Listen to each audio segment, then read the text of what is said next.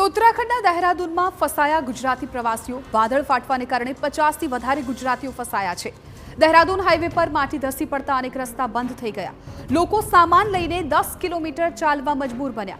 Gujarati પ્રવાસીએ video બનાવીને પોતાની આપવીતી વર્ણવી છે। દહેરાદૂનના ડિઝાસ્ટર મેનેજમેન્ટ અને તંત્ર સામે નારાજગી વ્યક્ત કરી છે।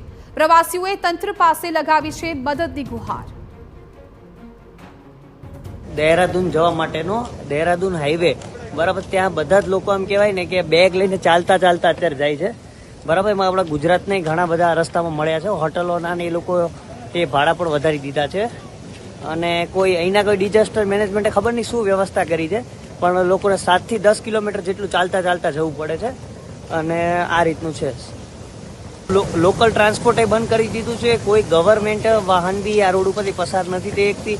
અહીંની બસો એસટી જેવી કે બરાબર, અને બધી જગ્યાએ આ પ્રકારનો માહોલ છે અત્યારે।